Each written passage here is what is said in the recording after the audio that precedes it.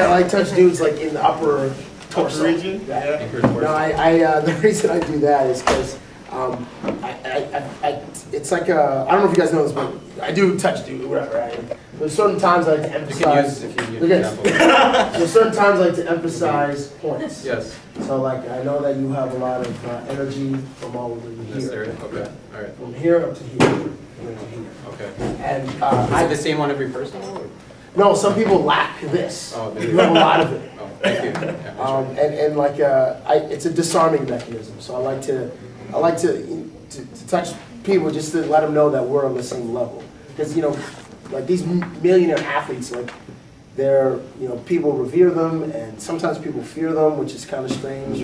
But I just treat them like they're just normal people. So that's why I do that. Okay. And I'm also kind of weird.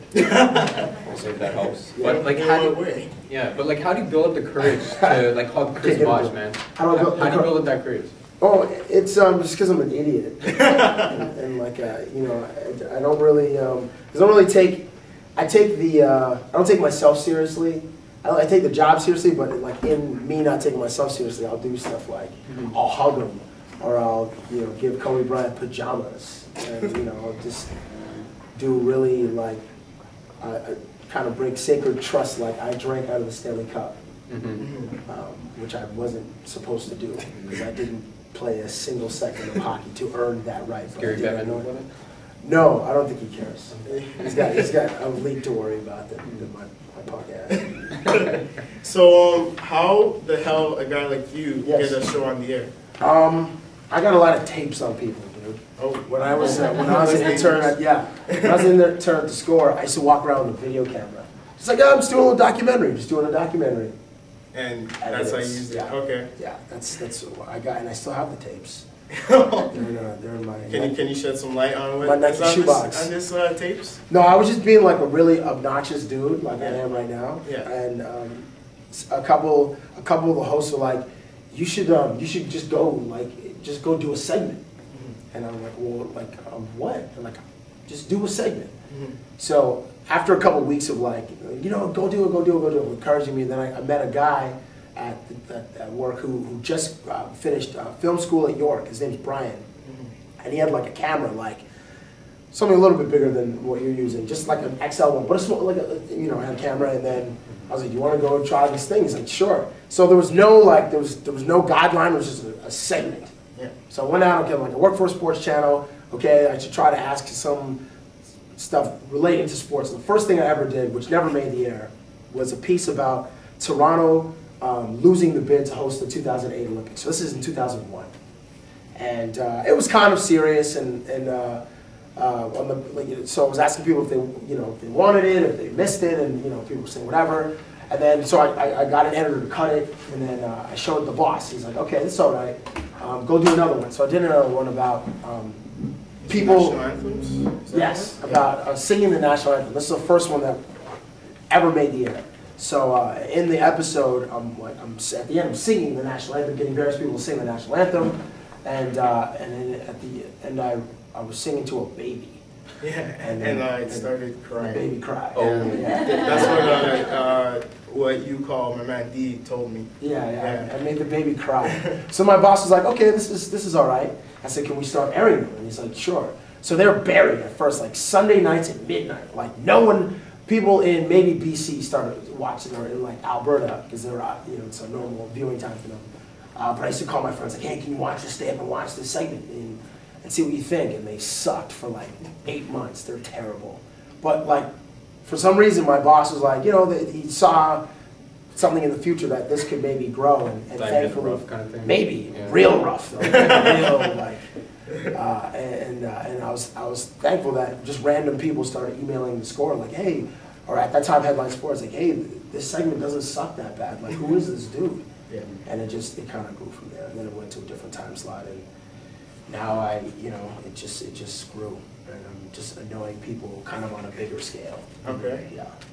So for these segments, you tend to do personal questions, but you don't do them in like conventional way. Right. So how do you come up with these? Like, is it an improv? Like, how do you come up? Well, we have like so I'll go in my lab, and Dave, my producer, he'll like, Dave is great. I have a great like producing partner or a team. And he gets more girls than I do, which sucks.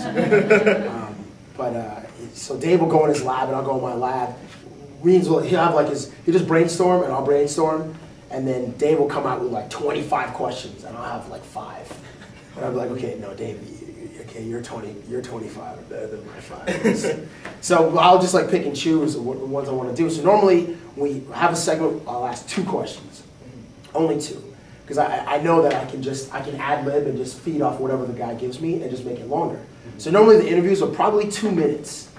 If it's more than 2 minutes, it's probably pretty long with each particular athlete. And we generally go for like 5 to 7 athletes a piece because you want to get everybody in and have some other stuff.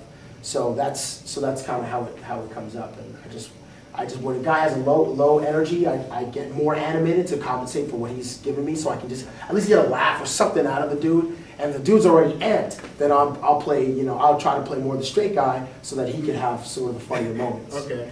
So does that mean Cabbie that we see on TV, is that different? Is that shtick? Is that different from you? No, I'm still the idiot. Like, I may not be as animated all the time. And it's funny, like when I meet people in real life, like they want me to, hey, like I have dudes like touching me, and as you mentioned off the top, like doing this kind of stuff, which is fine. I mean, I had the dude tell me the other day, oh, I like your show. You're fatter in real life. I was like, thanks, dude, thanks. It's awesome. If it's like Cabbie, you can take it. Right, yeah, because I'm pretty much the same dude. Yeah.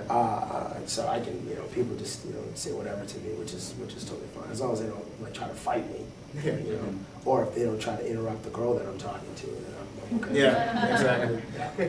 That's interesting. Like, has your style though like ever backfired on you? Oh yeah. Like big time? Yeah, one time, there have been some people that walked away.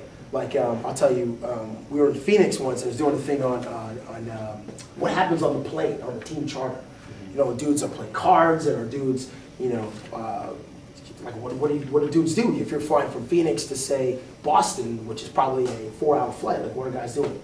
So I was asking Amari Stoudemire, who's a star on the team, and I was like, so are you gambling? Like, you playing, poker or whatever? And he's like, no, I don't really play cards. Some guys play cards in the back, but whatever.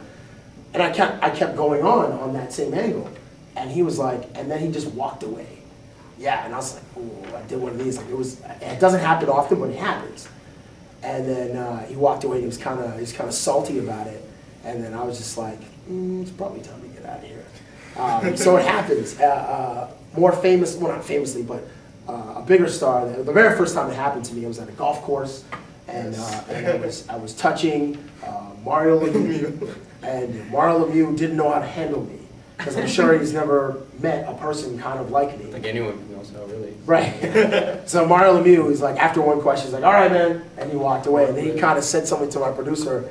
He's like, I'm done with that one. And then Ty Domi was standing there, and he's like, oh boy, did he blow you off? I'm like, yeah, he did. Yeah. And I just took it, but it happens. My style is definitely not for everyone. So how do you like try to fix something, especially if someone doesn't respond right away? Sometimes if it's going down in flames, you just strap up, like, okay, and just take that one down, or you try to rebound.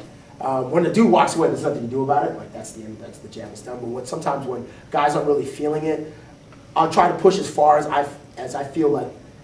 I'll push them as far as I think that they will, until it becomes like really uncomfortable. Then I'm like, okay, well, thanks, man. I just know that sometimes you can't win, and sometimes just dudes are just in bad moods and they're not really feeling it.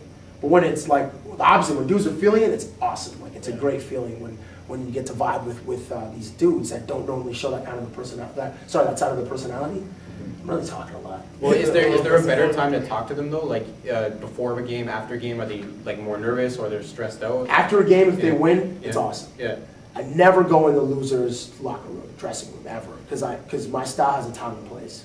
Normally, when I do these interviews, it's in the morning. So in basketball, every team has a morning shoot around from like either 11 to 12 or 10 to 11. So after shoot around, dudes are pretty loose. At the end of practice, dudes are shooting like half-court shots and shooting three-pointers for money and stuff. So I'm like, all right, 500. Like, dudes are like really betting that money, and they keep totals. And then hockey's the same thing. Hockey, morning skate is like